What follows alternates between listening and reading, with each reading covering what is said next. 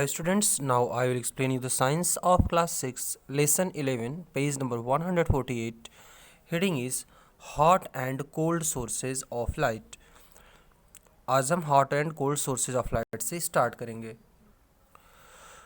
Some of the sources of light are cold and some are hot.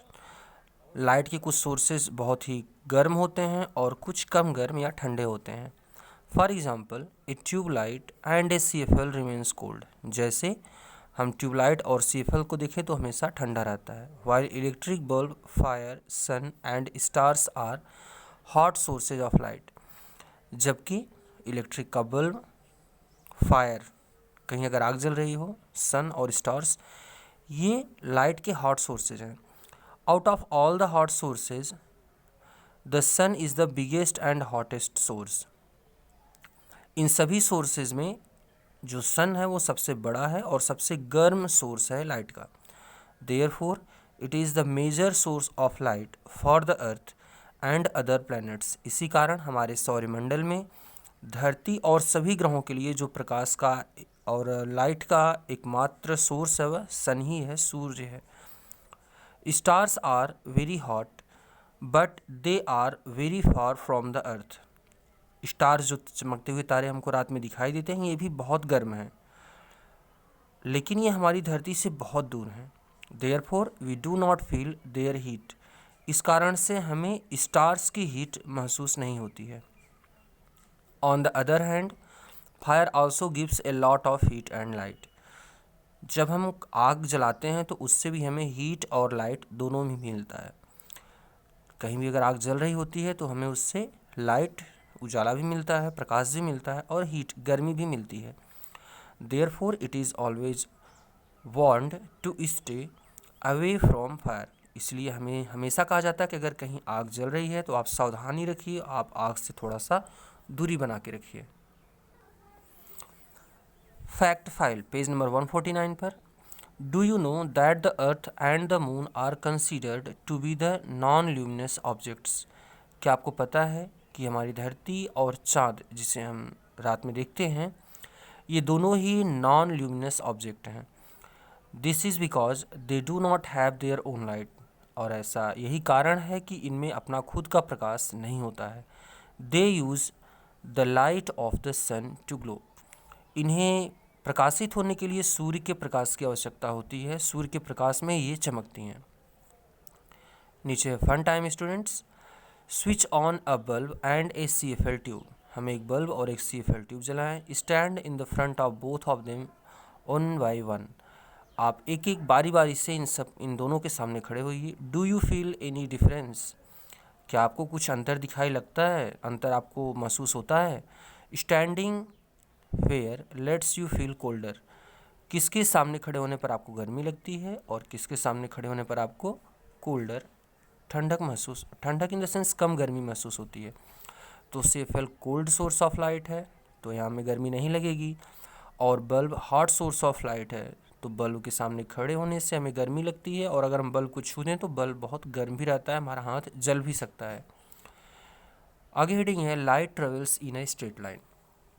प्रकाश हमेशा सीधी रेखा में चलता है. Fun time. Take a torch in your hand. आप अपने हाथ में एक टॉर्च लीजिए. Turn off all the lights of your room and at the night time. और जब रात है तब आप अपने कमरे की सभी लाइटों को बंद कर दीजिए. Now switch on the torch button. अब आप अपनी टॉर्च को जलाइए. You can see certain things like your bed, table etcetera. आपको कुछ चीज़ें दिखाई देंगी जैसे कि बेड, टेबल, ये सभी चीज़ें. Present in your room with the help of the torch light. जो भी चीज़ आपके कमरे में है वो सभी आपको टॉर्च की लाइट में दिखाई देगा. But have you noticed something about the falling of light on any objects of your room. लेकिन आपने क्या इस चीज़ पर ध्यान दिया कि जब आप टॉर्च जलाते हैं तो प्रकाश, जिधर आप टॉर्च का मुंह करते हैं प्रकाश उसी तरफ जाता है और उसी ऑब्जेक्ट के ऊपर पड़ता है. Does the light fall in a straight line. क्या प्रकाश एक सीधी रेखा में ही चलता है. Suppose you fall the light on your table. Suppose करो कि आप टेबल के ऊपर अपनी टॉर्च लाइट जला रहे हो.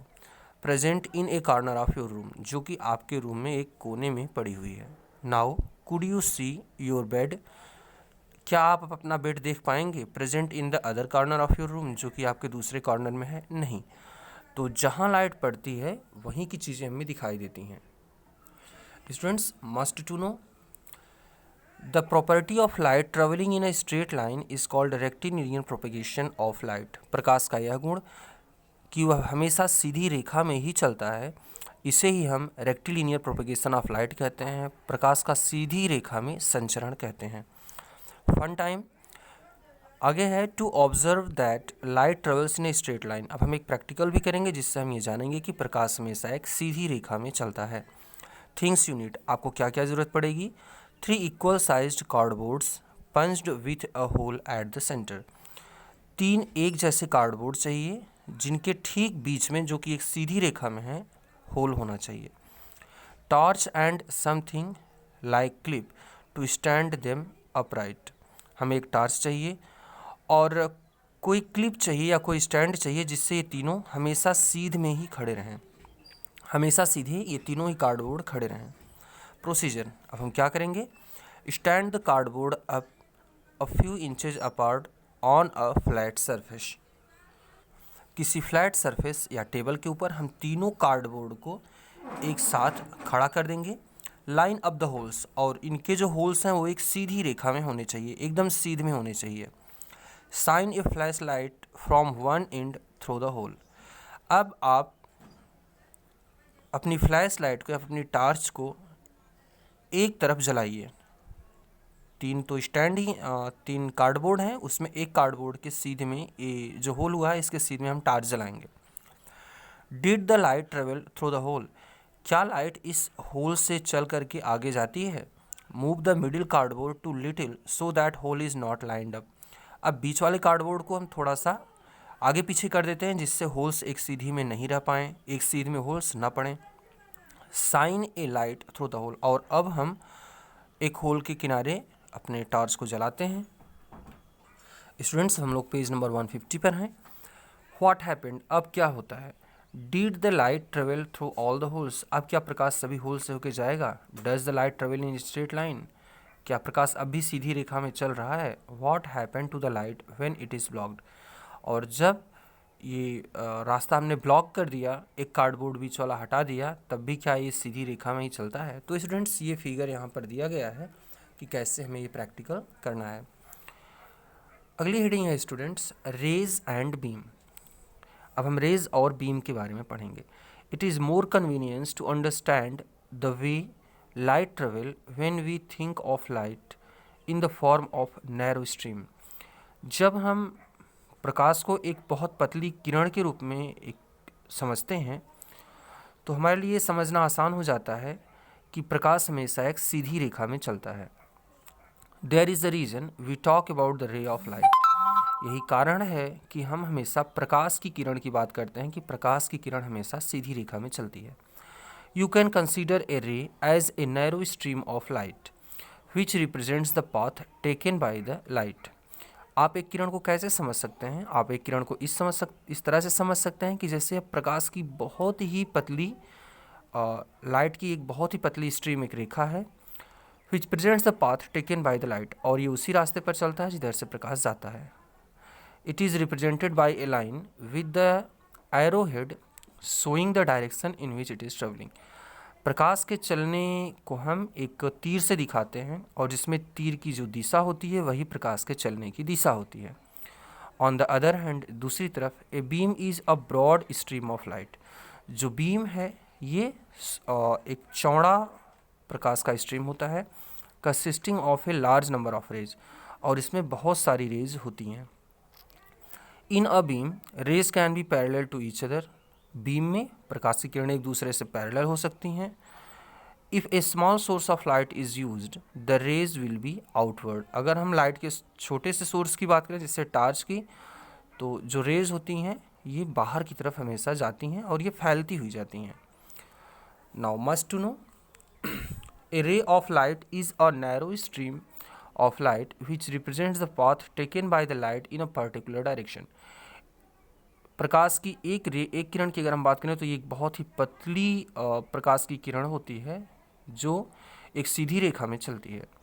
बीम इज अ बो ब्रॉड स्ट्रीम ऑफ लाइट, और जो बीम है ये बहुत ही प्रकाश की एक चौड़ी स्ट्रीम होती है, consisting of a large number of rays, और इसमें ज़्यादा संख्या में रेज होती हैं। Fact file, nothing is faster than light, प्रकाश से तेज कुछ नहीं चलता। Light travels at a speed of 3 lakh kilometres पर सेकेंड, एक सेकेंड में लाइट 3 लाख किलोमीटर तक चलती है।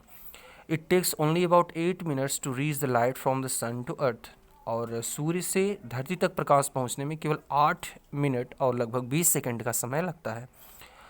नाउ फन टाइम, स्टूडेंट्स हम लोग अगले दिन पढ़ेंगे। Thank you.